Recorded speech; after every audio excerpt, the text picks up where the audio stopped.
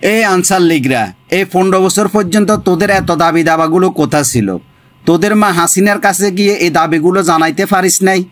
তোদের দাবি মেনে নেওয়া ইন্টারিম সরকারের কাজ নয়। ইন্টারিম সরকারের কাজ হচ্ছে দেশে একটি নির্বাচনী পরিবেশ তৈরি করে নতুন সরকারের হাতে ক্ষমতা হস্তান্তর করা। তাছাড়া ইন্টারিম সরকার দায়িত্ব নেওয়ার পর আজ 20 দিনও অতিবাহিত হয় নাই। বাংলাদেশের আমজনতা থেকে শুরু করে প্রত্যেক মানুষ যদি একদিন এক একটা দাবি নিয়ে হাজির হয়, তাহলে কিভাবে এই দাবিগুলো পূরণ করবে? একটু সময় তো দিতে হবে। আসলে সত্যি কথা বলতে গিয়ে এই দাবিগুলোকে ইস্যু করে এ সরকারকে ফটানোই তোদের মূল উদ্দেশ্য। তোরা আনসার বাহিনীরা যে তোদের মার কথা শুনে সচিবালয় ঘেরাও করতে গিয়েছিস, এখন যে মার খেয়ে হাউ মাউ কাউ করতেছিস, তোদের মা কি তোদেরকে বাঁচাতে এসেছে? সে যদি সত্যিকার তোদের মা হতো তাহলে তোদেরকে ছেড়ে এভাবে কি পালিয়ে যেত?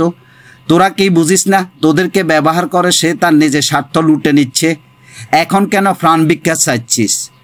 সচিবালয়ের উপদেষ্টাদেরকে ঘেরাও করার আগে একবারও কি তোরা ভেবে দেখিস না যে সচিবালয় ঘেরাও করলে তোদেরকেও গোপালগঞ্জের মানুষের মতো ফুটকি লাল করে দিবে?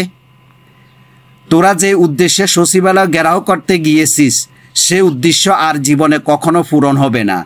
সে আশা কাপড় চোপড় আর নষ্ট করিস না, কারণ আওয়ামী লীগ সরকার কেয়ামতের আগ পর্যন্ত বাংলাদেশে আর কখনো সরকার গঠন করতে পারবে না। তোরা কি জানিস না তোদের মার লাল পাসপোর্টও বাতিল হয়ে গেছে? কিছুদিনের মধ্যে আওয়ামী লীগের নিবন্ধন পর্যন্ত বাতিল হয়ে যাবে। আস্তে আস্তে বাংলাদেশ থেকে তোদের বীজ পর্যন্ত নির্মূল হয়ে যাবে।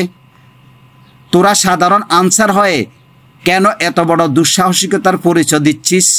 তোদের সে বড় বড় রাঘব বোয়ালেরাও পালিয়ে যাওয়ার জন্য ইঁদুরের গর্ত পর্যন্ত খুঁজে পাচ্ছে না, আর তোরা তো সাধারণ আনসার।